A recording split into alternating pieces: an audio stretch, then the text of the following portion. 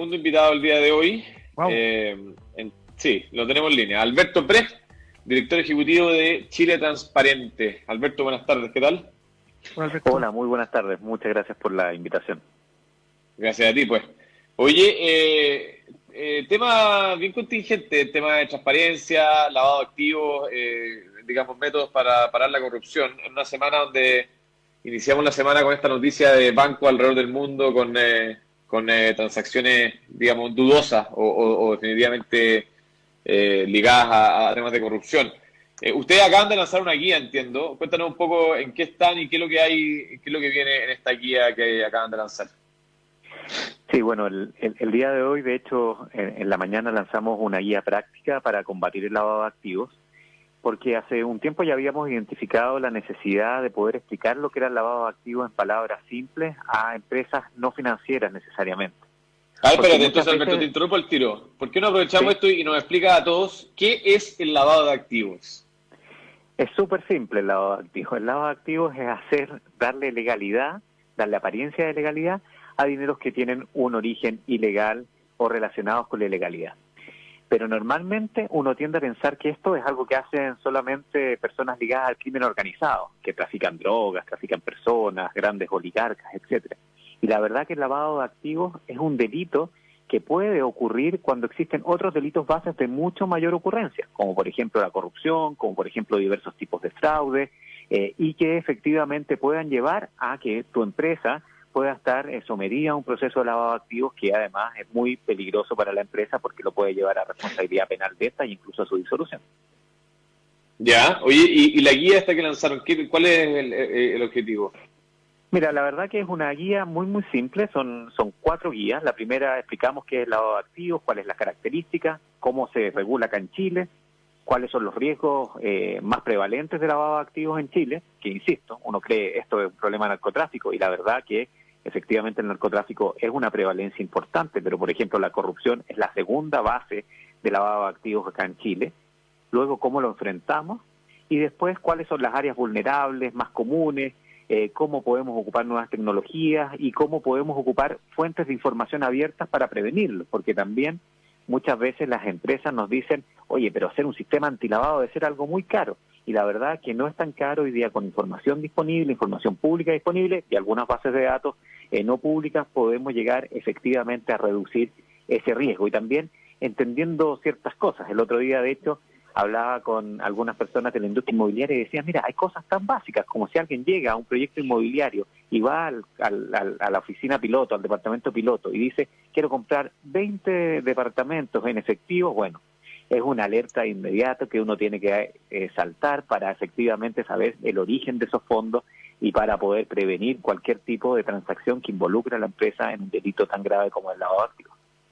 Alberto, si vamos un poquito a lo más general y comparativo y hacemos una especie como de barómetro, Chile en qué lugar más o menos de ese barómetro está a nivel con los países que tenemos que compararnos, ya sea con los países OCDE, con los países desarrollados y también en la región, porque me da la impresión que a veces tendemos a ser un poco críticos o excesivamente críticos y no sé en qué posición estamos relativa al menos.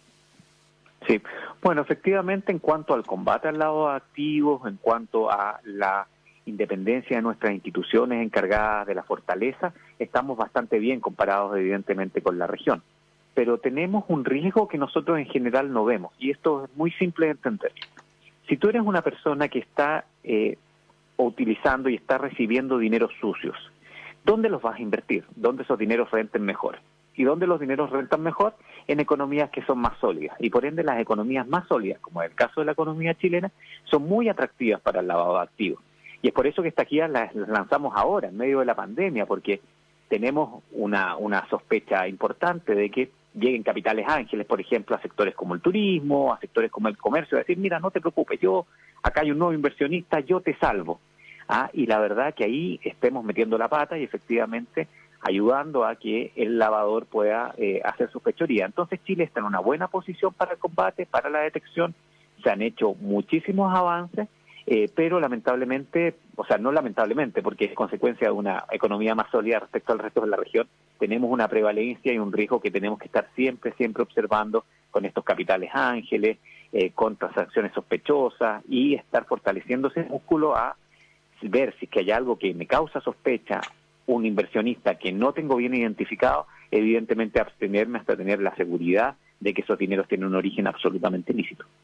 ¿Y cómo es tu evaluación respecto a la institucionalidad que tenemos respecto a detectar preventivamente o ya definitivamente ex post y poder perseguir y sancionar el lado activo? ¿Cómo estamos preparados como país en ese ámbito frente a ese tipo de delito?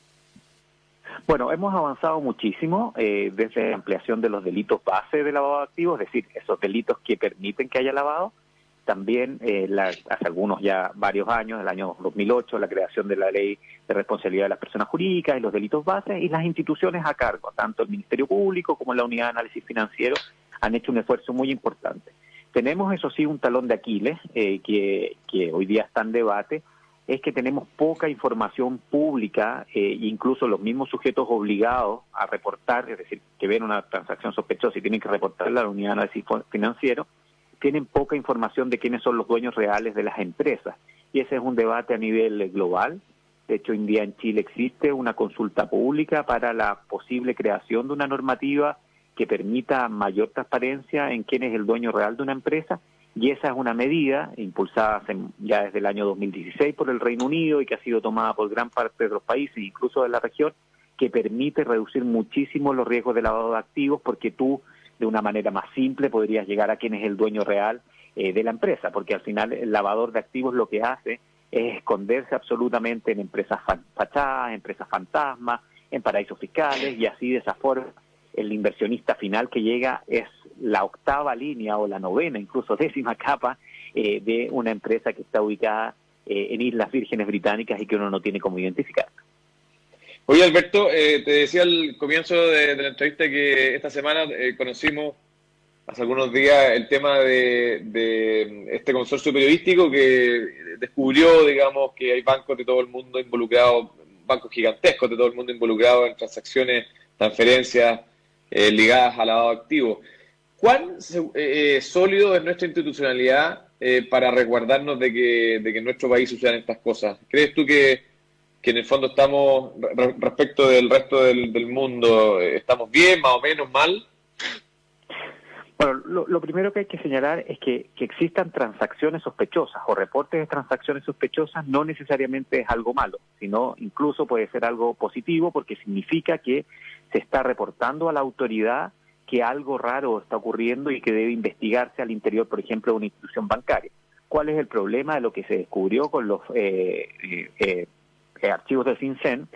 Es que muchas veces los bancos fueron muy lentos y las transacciones ya se hicieron para poder reportar, y de esa forma ya el dinero había circulado, y que además en algunos casos, y acá más interesante que ver los bancos, que yo sé que eso llama mucho la atención, es ver quiénes eran los clientes de los bancos, quiénes estaban utilizando estas transacciones sospechosas, son importantes oligarcas, personas vinculadas a casos de corrupción de todo el mundo, y eso es gravísimo.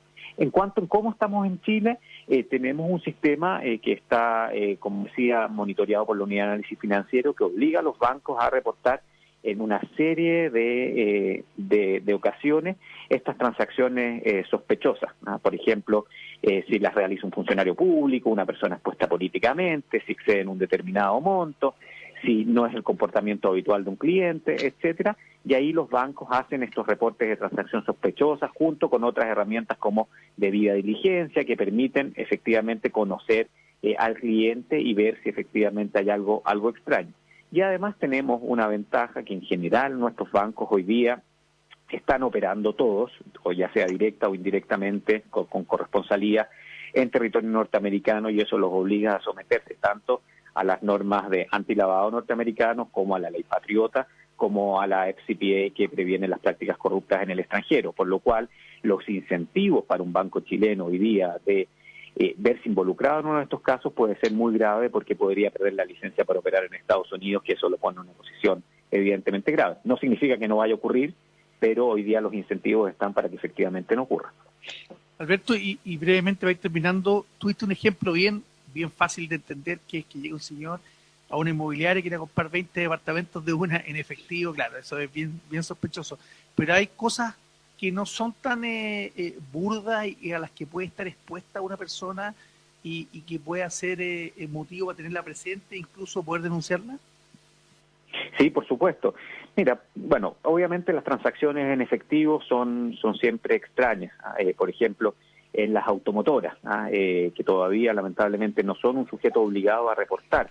Si alguien llega y compra 5 automóviles de lujo de un día para otro y llega en un maletín, además evidentemente son tipologías de riesgo bastante básicas, pero comportamientos extraños cuando uno no puede identificar quién es el dueño de una determinada empresa, por ejemplo, o si el capital no es muy claro, o otra tipología que es muy típica, si viene de alguna jurisdicción que es de riesgo. Evidentemente las más riesgosas son las que están en la lista de países calificados como terroristas por Estados Unidos, como Corea del Norte, Sudán, etcétera, pero también de, por ejemplo, alguien que nunca haya invertido en tu área y de repente llega como El Salvador. Hay que tener cuidado. Los regalos envenenados, los caballos de Troya, son una forma muy utilizada para los lavadores de activos, más en tiempos donde la economía nacional y la economía mundial requiere liquidez y requiere recuperarse.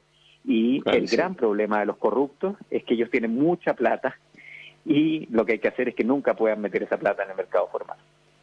Alberto, muchas gracias por esto y bueno, y suerte con esta guía que están lanzando. Gracias, Alberto. Muchísimas gracias a ustedes por la oportunidad. Que tengan una muy buena tarde. Bueno, a ti. Alberto Brecht, director ejecutivo de Chile Transparente, hablándonos de lavado de activos y cómo evitarlo.